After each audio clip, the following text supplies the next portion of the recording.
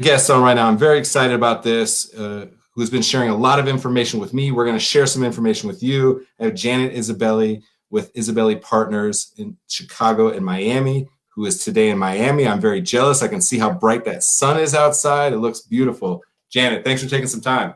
Thank you for having me. It's really great to be with you. Yeah, so my little foreshadowing was because you have been hustling and communicating hard, and I've been owning that space for myself, but you have taken it to another level. And so I want you to tell kind of people just a little bit, real quick, about Isabelli Partners and kind of get a context of where you're coming from, and then into the pivot that is you in this moment and how much you've been working to kind of keep us connected and communicating. Sure, absolutely. Well, thanks again for the opportunity to come and chat with you today.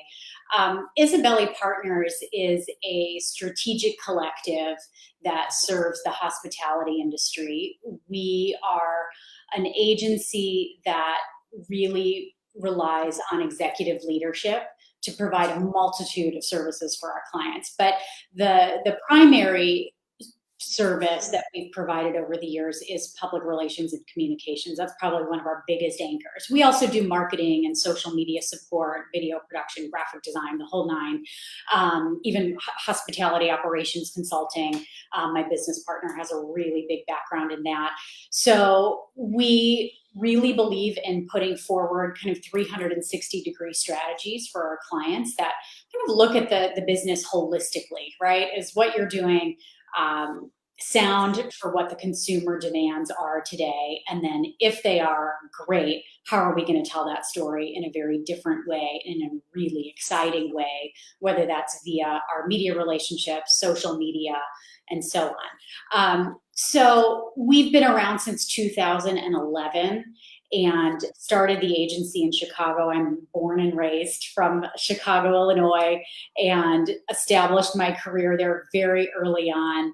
And after working at a number of other agencies for about 15 years or so, decided that it was time to hang my own shingle. So here we are, all these years, almost 10 years, well, I guess 9 years. We celebrated our 9th anniversary last month. And next year is going to be a big year. I think we're going to have a lot to celebrate beyond just turning 10. So it's been an exciting ride. You know, I've been in media relations through 9/11, through 2008, and now with coronavirus. And it's been fascinating to kind of compare each of those moments in history and what it really meant for our industry in hospitality. So when COVID-19 became a reality in our world, I'll never, ever forget the day. It was, you know, I think we'd all been hearing about it, right? For weeks, you know, this thing in China, and it was like spreading elsewhere, you know, like we'd all been sort of keeping one ear to the ground on it, but not really realizing the magnitude of how major this was going to be and how much it was going to affect our entire country and our entire world, of course. But it was Friday the 13th. Friday, March 13th. And of course, and I'll remember that day forever. The day prior to that, the 12th, was the day that I started getting calls from clients. The International Houseware Show had just canceled the week prior, which is one of the biggest conventions that comes to Chicago every year, biggest trade shows. And it had just canceled the week prior. And it was a real signal to everyone that, oh my gosh, all of a sudden, everybody's ears perked up and they're like, wait a minute, the biggest convention in Chicago is canceling? This means this is really, really happening. Yeah. And in the days that followed, it only became more and more aggressive in terms of the messaging and the gravity of what coronavirus meant. And the 12th was the day that my phone started ringing, first from clients. And we represent hotels, restaurants, wine and spirit companies. We worked with beer brands. We've worked, you know, really across a broad spectrum of hospitality. And the calls started coming saying, you know what, we think we're going to need to suspend our services. We think we're going to need to put a hold, or what do we do? And I thought, oh my gosh, like, it sort of hit me like a ton of bricks. And then I started getting calls from a lot of my colleagues who also own agencies. You know, we're in the boutique hospitality PR space. We're a pretty small and mighty crew. And in Chicago, there's much like the chef community, there's a lot of love there. You know, there aren't a lot of barriers between us. We're not weird about sharing a lead or helping someone out or sharing a contact or bouncing an idea off of someone. But my phone started ringing with my fellow colleagues saying, is this happening to you too? And that night of the 12th, I remember going back home, and I was in Chicago that week, and I called my business partner, who also happens to be my husband, my better half, and I said, you know, I think we need to batten down the hatches. We need to come up with a plan. We need to figure this out. And when I woke up on Friday the 13th, there was a real chill in the air, and there was a real heaviness to the air. The calls kept coming, of course. And our industry, as much as any other industry, has been devastated by what's happened.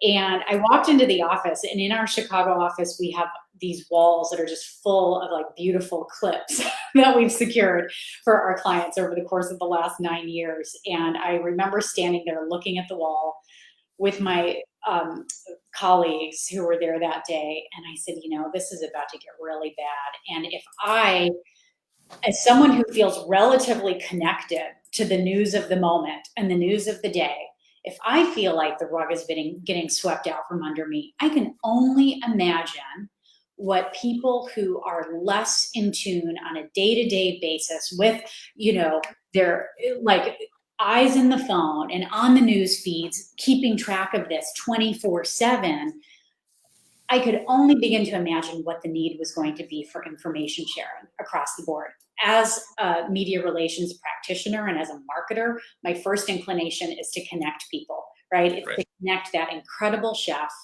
with that just right reporter who covers just the right beat, who's going to appreciate and embrace what that storyline is. And the idea in that connectivity is that you match up a chef with that reporter, using this as an example, their conversation blossoms, something beautiful comes out of it editorially for both the reporter and for the client. And then you've got a friend for life. They've got friends for life. And honestly, if that journalist for the rest of their days calls my client directly versus calling me directly, in my opinion, we've won. You know, we've made that meaningful, true connection. And that flow of information then becomes a direct moment between the client and the reporter, and we've been the conduit. And so I've always seen myself as that conduit, right? And my colleagues as conduits to the storytelling. So to make a long story longer, the origination of the Facebook page, which is called Hospitality Industry Alliance, and then there's like a /COVID-19, that came about pretty quickly on Friday, March 13th. Yeah. I looked around the office, I looked at my colleagues, and I said, we need to do something. We need to create an information source for people who are going to need it the most. And so within, honestly, like maybe 30 minutes, I started a Facebook page. I had a few different names for it at the beginning, but we all collectively decided that alliance sounded like the right word in this moment. And I started inviting everybody I knew from Facebook. Over the last, since I started a Facebook page, and I think it was maybe 2007, 2006, whenever it started, I've amassed a lot of industry friends on the platform. So, and a lot of media friends too. So I just went to town, and I decided in that moment, there was a minute where somebody asked me, are you sure you want media to be part of this group? And I said, absolutely. It is truly important for the media to be invited to a platform where there was honest dialogue and honest questions being asked, true resourceful information being shared. And as long as we're transparent about that with our members of the group, so that they realize that there are members of the media on the page who might reach out to them as a source for an article, then all are welcome, truly. So whether you're a journalist covering the hospitality beat or the wine and spirits beat, or you're a server or a dishwasher or an owner of the highest level, a hotelier, hotels aren't excluded from this group either, an event planner, an event marketer. I also wanted my fellow PR colleagues to be able to join in the conversation too, because we found that there are a lot of media who will sometimes post opportunities for interviews with clients. And I wanted those practitioners to also have the opportunity to respond on behalf of their clients who were still standing amidst all of this. So it all happened pretty quickly. Within a couple of hours, I think we were up to maybe 300 members, and it continued to grow concentrically from there. It really started pretty heavily in Chicago, just knowing that that's where the bulk of my direct and most immediate relationships were. But within 48 hours, we had people from New York, Pennsylvania, Seattle, California. We had journalists from Food and Wine magazine, from the New York Times, from Fortune, from all of the industry trades who are killing it with their coverage right now. And we had industry representation at all levels of service, which really made me feel very proud to have united voices representing all of the categories, or at least most of the categories represented within our industry. Within about a week, I did sort of a call to action and asked our members at that time to invite others that they knew who could benefit from being in the group. And within, I would say, another 48 hours, we'd grown by another 1,000. And every day, I mean, I think we're growing at a rate of anywhere between 50 and 200 members a day, depending on the day and depending on the news too, right? I find that when there's a big news moment, we tend to see a big flood of member requests come through. And today, I just checked right before we hopped on, and we're up to over 7,500 members industry-wide. So, and some of those people are in other countries who've been able to weigh in on what's happening in their places around the globe. And the sense of solidarity and the sense of information flow, whether I'm directly responding or not, is overwhelming in spirit. This is an active group. They are, and I'll tell you what, they're active, they're passionate, and they really want to help each other out.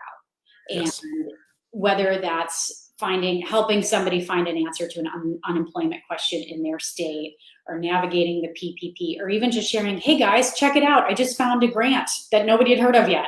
Here you go, like, good luck, let's all apply. That kind of thing is really moving and very powerful in its own right. Yeah, there's a couple things I want to touch on. One is that second week is when our friend Debbie Gold got me into that group, which is exciting to see that at play, inviting other people into the conversation and knowing that there needs to be a lot of voices. So that was one thing I appreciated, and I'm glad that you said that, because it was very clear that everyone took that seriously, that it wasn't just you trying to build this group and then inviting a bunch of people. It was like everybody saw the need for it and the value in it. So that was clear and important. The other is, I'm in a lot of different groups, and I get invited to a lot of different groups, and I usually scroll through them very quickly. And it's like, is this just a place for people to bitch and moan? And like, I always have empathy to say, in one moment, I hear you, and then what do we do next? And if people are willing to do whatever comes next, then I'll take a punch in the mouth, or I'll shake somebody, or whatever, if what happens next turns to positivity, because that's where I want to exist, right? Yeah. And so your group, our group, I should say, in the Hospitality Industry Alliance / it's the straight / not the backslash, the straight / COVID-19, is there are voices coming from every angle. And it's been very interesting for me to reflect on that, where some of the other groups I'm in are so hyper-focused. It's like, it's all chefs. And there's such a one-sided conversation a lot of times. And so I appreciate the fact that people are coming at it all different angles, and it's created a really dynamic type conversation and so much energy. And so every day I look and say, wow, there's 312 more posts I have to look through. And it's intense and overwhelming. So I wanted to touch on those two things. Now I want to tell people about a personal experience and then get your perspective, because I was so active, sharing close to 1,000 times in the first 2 weeks, putting resources in all different groups, over 1,000 different interactions on unemployment alone, and probably 500-600 on PPP. And it was exhausting. It was so intense because there was so much emotion tied to it. And I kind of had to back off and say, Jensen, do more of these episodes and try to use that as your way of communicating, because this is going to like overwhelm you too much. And I wanted to make sure I stayed balanced and stayed consistent. You, Janet, you are posting a ridiculous amount and continue to do so. So first, why is that so important to you? And then how the hell do you maintain that pace? Because it's intense. It's really intense. And I think that communication is key. I think there's so much information coming out every minute of every day, and some of it is more important than others. But when there's a big announcement about, let's just use PPP as an example, about the fund running out, I was like, okay, everybody needs to know this. I got an alert, and and one of our clients that I've been working with for almost, it actually predates my time starting my own agency, is the Illinois Restaurant Association. They've been a client of mine for nearly 12 years. Obviously, a super active voice of advocacy for the industry. Really proud of the Illinois State Restaurant Association. They have had a seat at the table this entire time, and I do feel advantaged to some extent because I'm working so closely with their team, who's advocating so closely with legislative leaders, and I'm very close to a lot of information and a lot of dialogue that's happening. Very careful, of course, to not blur those lines, right? Because I am also running the Illinois Restaurant Association social media platforms and serving as their voice and their mouthpiece to the industry statewide in Illinois. However, that being said, when there is a really big moment, we generally hear about it first, or relatively quickly, or just before it's about to be announced. And so I see that as a really special advantage. I don't take it for granted, that we're very close to the news as it's breaking and as it's happening. And I wanted to create a place where the people in our group also have the benefit of hearing it first, or as soon as possible, right, based on the breaking news of the day. So a couple of things to your point. One is you can never really be too informed, right? The second thing, though, is that the amount of information coming at you can seem insurmountable and really hard to navigate. There are days where at the end of the day, I go to bed and I dream about PPP, and I dream about Facebook comments, and I dream about Instagram. Like it's really hard to put it down. But I will say this, in our group, you may have noticed that we've introduced topic tags, so that every time somebody posts, I very maniacally tag it. And this happened about 3 weeks into starting the group, where I noticed a lot of repetition of the same questions. And that's okay. I don't care if people repeat the same question. You may have just joined the group and you haven't scrolled back 4 weeks. That's all good. It didn't really bother me at all. But I thought, well, maybe there's a way we can consolidate some of this information in a way that's going to be a little more digestible for the members who are using this platform. So once I started, Jensen, I couldn't stop. And it was staggering to me to see that within 3 weeks, how much content had been delivered, not just by me, but by all of the members who are part of our group.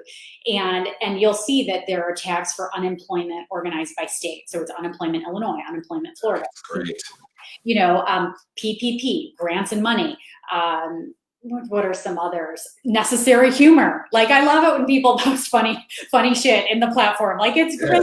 Like, thanks. We all really needed that laugh, And so we've tagged accordingly. Resources is another big tag, whether that's webinars being held by different state restaurant associations or magazines or the James Beard Foundation or whomever, really making sure that we're organizing ourselves in a way so that if you're a new member to the group and you're from Florida and you are having a hell of a time reaching unemployment, or you've got 27 questions about it, you can just go into the search bar within our group, type unemployment-Florida, and every post on that topic will populate within your news feed so that you can scroll through and see what other people have asked. And people really use it. I've noticed that a lot of people now, I've used it.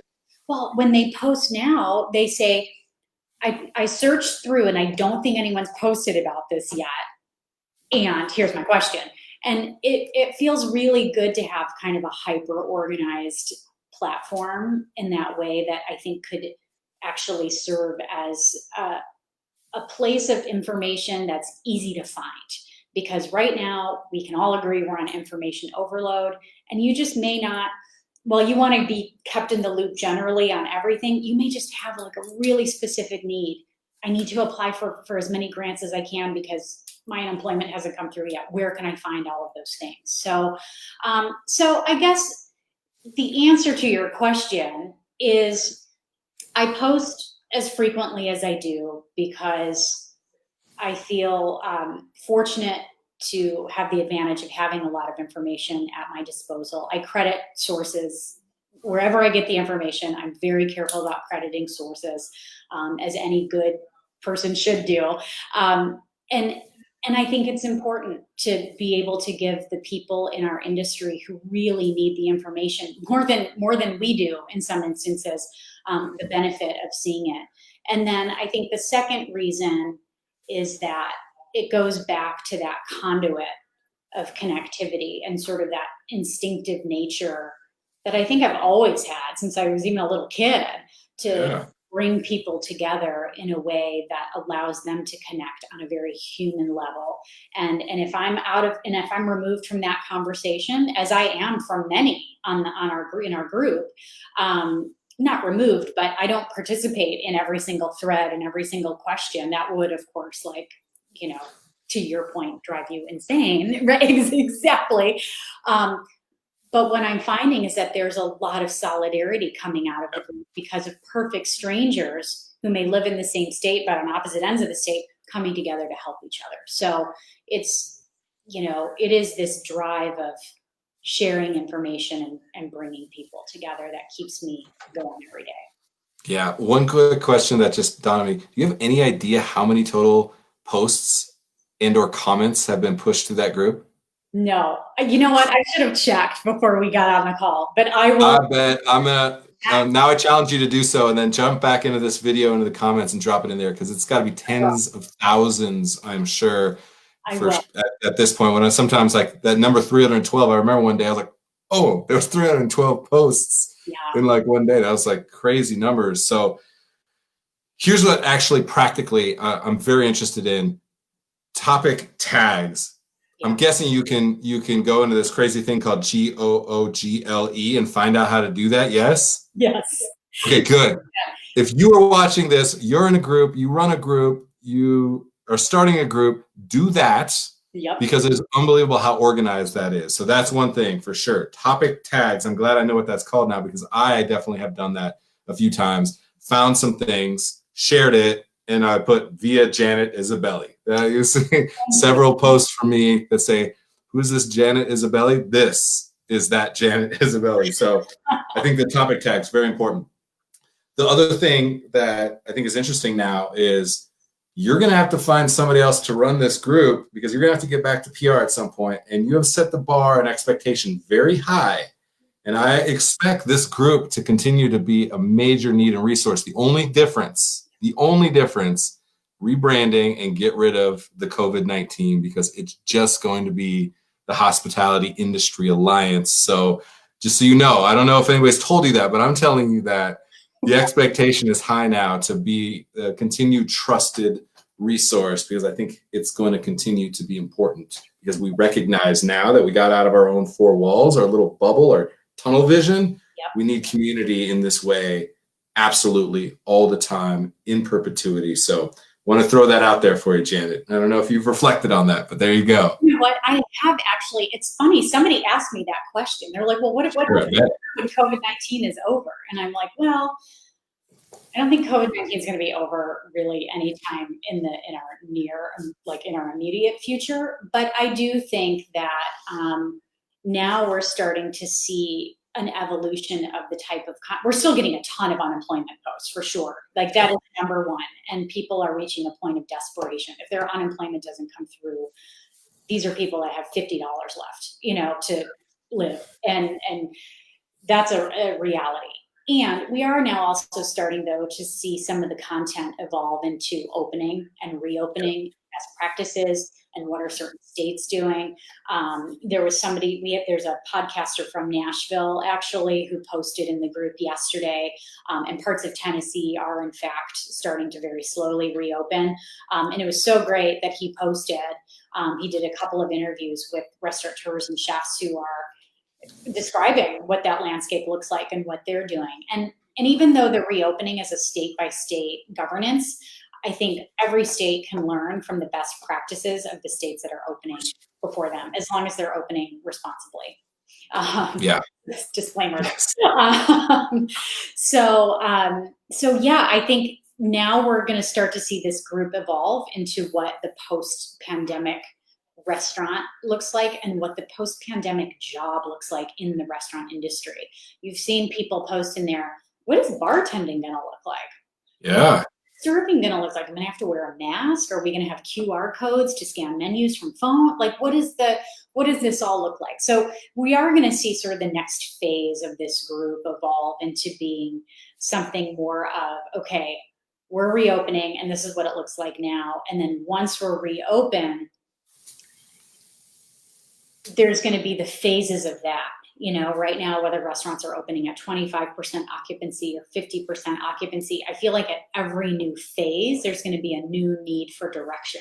So going from 25% occupancy in your dining room to 50% is going to require something different. It's a new dining room layout. It's a new, can we do away with the QR codes and get back to paper menu?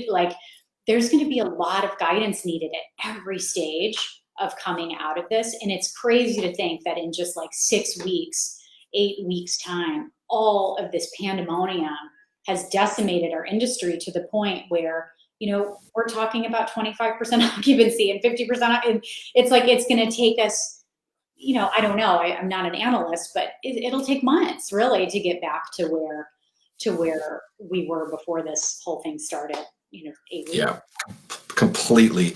We are going to have a lot of talks about this, Janet. You and I can tell, because I know you're getting hit up constantly, at least 24 times a day. Somebody's like, what happens next? And they ask the broadest question possible. I'm like, tell me everything about your entire situation, and I might have half of an answer for you, because it's so personal and it's not scalable. To your point, 25% occupancy to 50 is not doubling your efforts or doubling your capacity.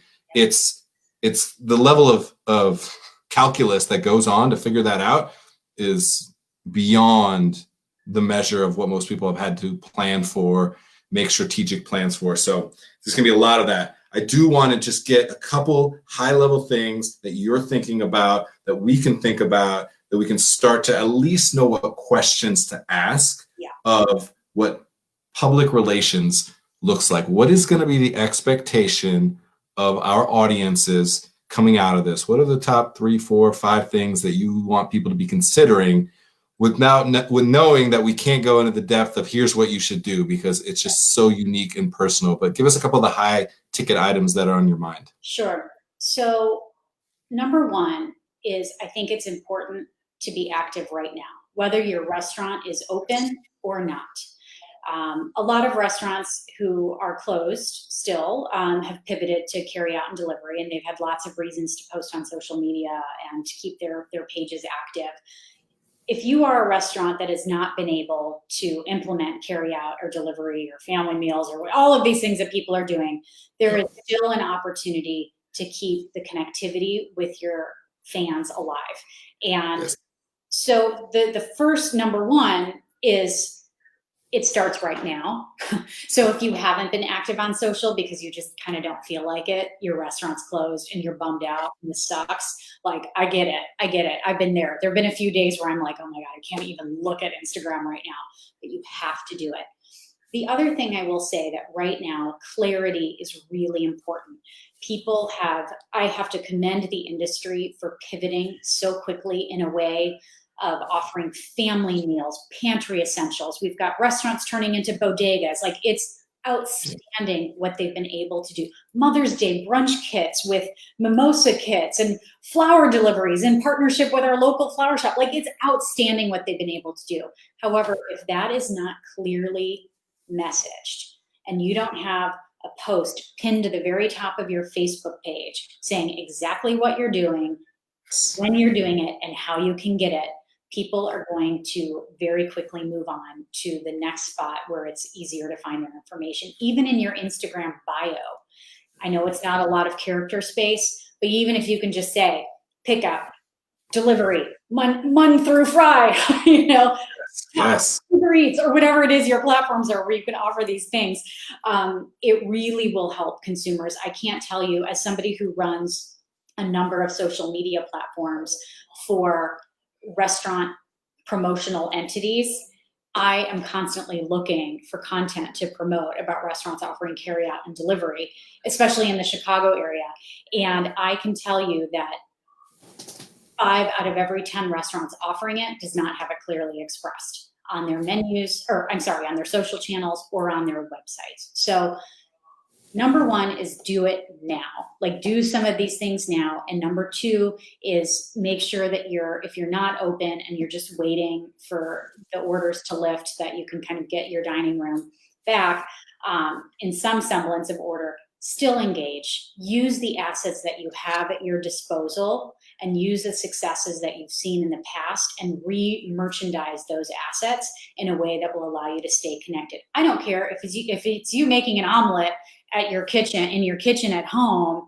Do it. For your 8-year-old son. Like, it's do it, and just get a little tripod or set up your phone on a stack of books so it doesn't move, and just do it. Do something to stay engaged right now, because people will very quickly forget who you are if you don't remain part of the conversation.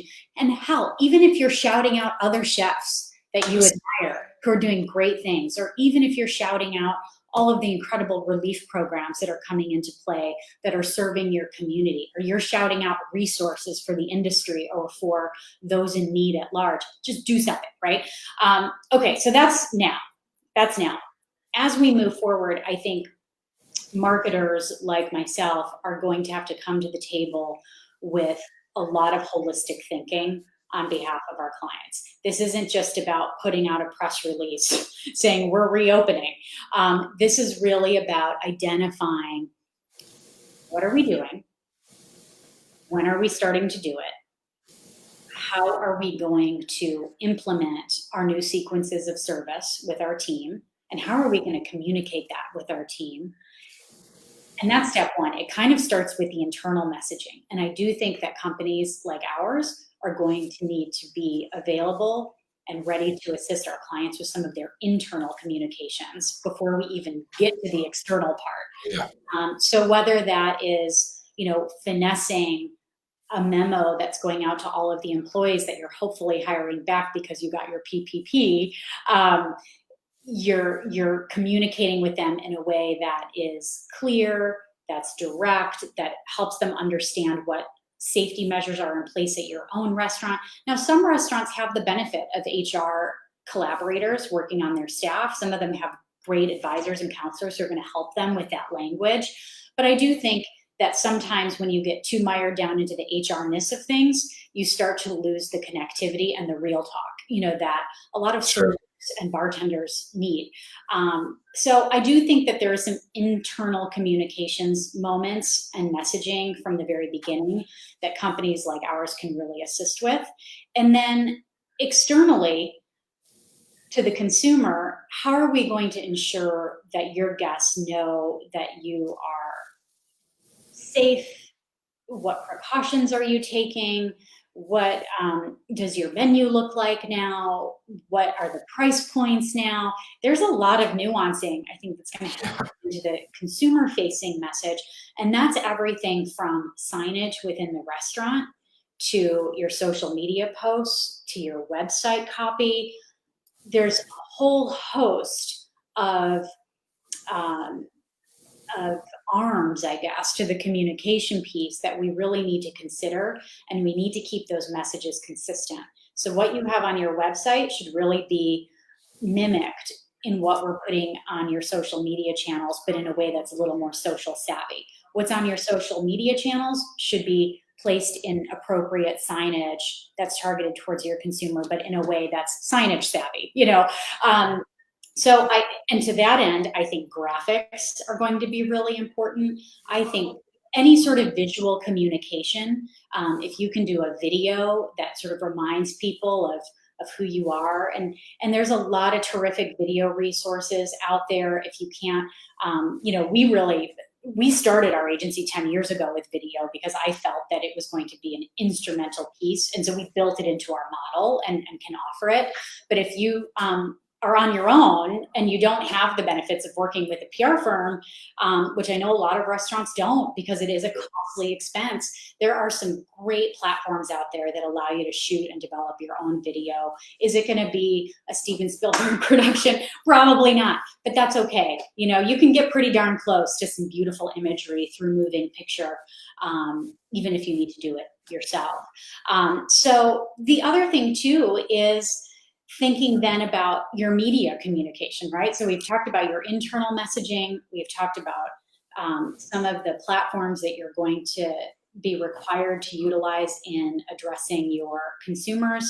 And now it's time for the press. Like and the press are ready. They're hungry. They want to cover good news. They want to cover what's happening. And I think just making sure that, again, that you're not getting too over complicated in your messaging to the media. We're doing this, this, and this. And I love a good flowery press release with the best of them. I'm a publicist at heart, right? Sure. I think in these times, I'll tell you what, Jensen, I have not sent one press release. We do still have some clients, thankfully, but I've not sent really any press releases for any of our restaurant clients. You know what I'm doing? I'm sending emails with like three. I'm just sending a text to them saying, "Hey, are you ready?" Yeah. This is what this restaurant is doing this week with a visual. Sending it. I'm tagging specific media in social media posts because honestly, I think that's a faster way to reach them in some instances. So I think we're going to have to really tighten up our communication in general because newsrooms have been also affected mightily by COVID-19, and journalists are doing 3 times as much work at half of the staff. The freelance pool, once again, like we saw in 2008, is increasing exponentially as we speak, as this continues to carry on. And we need to package as much information as we can to the media in a way that's content savvy, that's clear and easy to understand. And if it's, hey, we're reopening, these are the 5 things we're doing to ensure that our customers are going to have the most incredible experience. And look, we even recorded our chef on camera giving you a few sound bites about what's happening. And here you go, ABC or Fox or CBS or whoever it is. You've got B-roll, you've got information, and we've just saved that producer and that journalist a ton of time in terms of having to send a crew and all of that. So we have to think really smart about how we're packaging our information and news to the media to make their jobs as easy as humanly possible. So good, Janet. What I take away is, once again, be active. So hustle. Yep. Communicate.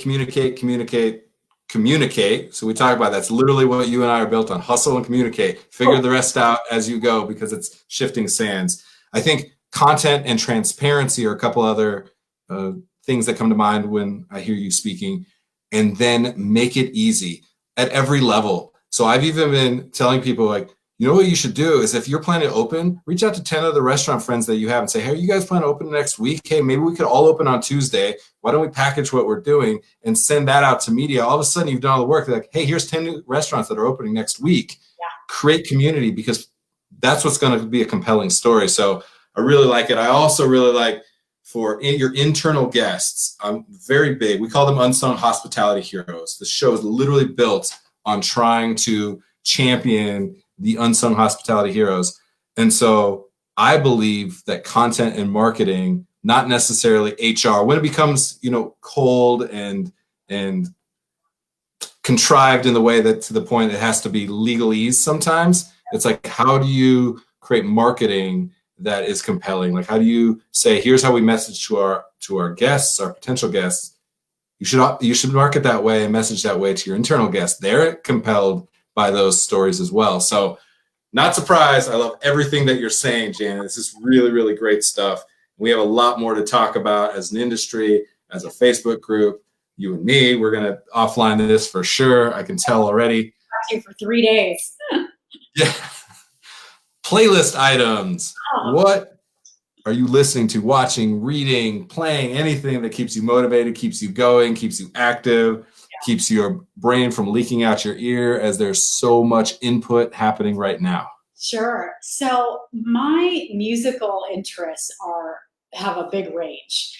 I grew up in a classical music family. I was a flautist until all the way through college and even a little bit beyond that. And so I love classical music for sure. I have been listening to a lot of Chopin. Why not? Nocturnes is an incredible symphony that everybody should listen to if you're looking for that place of peace from a classical perspective. But in addition, I've also been finding myself hearkening back to the 80s a lot lately. George Michael, Madonna, like a lot of that's on rotation in my house right now. Great. A lot of Sting, In Excess. Oh, I used to love In Excess. And I kind of rediscovered them again. I'm like, they're so good. Music is an important part of our household. My husband is a blues guitar player, so we do listen to a lot of blues. We listen to a lot of Gary Clark Jr. So it's a lot Brazilian jazz, just because who doesn't love a good bossa nova at happy hour, right? So lots of music happening here. Yoga is definitely a big part of my life. I am a student of a certain type of yoga called Jiva Mukti, which is a combination of course, the movement itself and the yoga practice itself, but it also incorporates quite a bit of philosophy and Sanskrit teachings.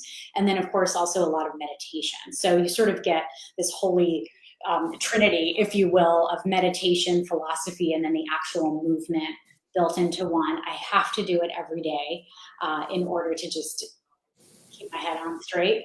And yes. It's a quick, some days it's an hour, some days it's 20 minutes. And on the weekends, I try to go a little bit longer and do at least a 90-minute or sometimes a 2-hour good session. I love it. It definitely helps calm the mind. It helps me sleep better, and it helps keep the energy moving, and you can, when you are inputting all day, right? People are just all day long giving you info, giving you things to do, things to post, questions to find answers to. You can find a lot of that energy can become very stagnant within you. Like you address it and you handle it, that there's like some residual energy that sort of stays within your being, as it were. And yoga really helps move that energy out and replaces it with new energy. So I love a good Netflix moment like anyone else. Sure. We're big Homeland people in this household. I'm so excited. Billions is back this Sunday on Showtime. Now, I don't work for that show at all, but that was a good plug. I like that. Love that show. So we're trying to keep our minds working, despite, we're trying to keep our minds varied in interests beyond just topic. Yeah, I like the yoga and Homeland. Those are contradictions that I love. There's so many right now contradictions, and I think we embrace that as humans. The more you do, the better off you are. So Janet, Isabelli, amazing conversation. Thank you so much for the work that you're doing. Thank you so much for continuing to share, communicate. It is a mantra, to say the least, for me personally. I know for you as well. And yeah, I'm very excited to see kind of how we navigate out of this, because a couple of the things that you highlighted, I see as challenges in this moment, yet I see them as massive upside opportunities for us coming out of this in the industry. So I'm grateful for the conversation and excited to check out what you're posting today and tomorrow and the next day. So thank you very much, Janet. Thank you, Jensen. So great to meet you and connect. I look forward to chat. Face to face, you know? You know it. It's going to happen soon. All right, take care. Take care. Yes, a wealth of information. Communication. Communicate. I'm just going to keep saying that word because it is what matters. It's what we're built upon, and our industry needs it more than ever. So Janet has been an absolute leader in pushing communication forward. We're going to continue to need that as we go. Also, the points that I need to make: be active right now. Clarity, clear messaging on your IG profile, Facebook, your website. Don't assume anybody expects anything or knows anything about what's happening to you in this moment. You need to be clear on your message. Coming back to the table, holistic thinking. It's not going to be pulling one lever or the other. It's all of the levers. And the first thing they have to do is figure out what all of those levers are to know which direction to take them. Internal communication. Your unsung hospitality heroes need to know. They're not in your head. They don't know every single thing that you've been thinking about, pondering, struggling with throughout all this. They have to know clarity for them as well. And market to them. Don't just write some piece of paper and hang it on the wall somewhere or send out this little contrived message. Be thoughtful, be creative even in the way that you message them. They need the motivation and to be compelled in this moment as well. External communication, transparency, make it easy for media and guests to understand what's happening with you. Package that as simply as possible and leave the bells and whistles for now away because people just need to know what's happening. So great conversation. Tomorrow's episode, Saturday, May 2nd, Debbie Salzberg, who is the host of Just Forking Around. We're going to talk a little bit about urban gardening because I've been very inspired by what she's doing. That is noon Mountain Time, 1 p.m. Mountain Time. Paige Weiss is on, and she is with Tree Ring Digital in Denver, Colorado. And we're going to talk about the digital customer journey. It has been very important, and restaurants have and have not embraced that in this moment. And coming out of this, we know it's going to be mission critical. So she's going to talk to us a little bit about that. That's 1 p.m. Mountain Time. Thank you, everybody. Appreciate you. Great shows today. Cheers.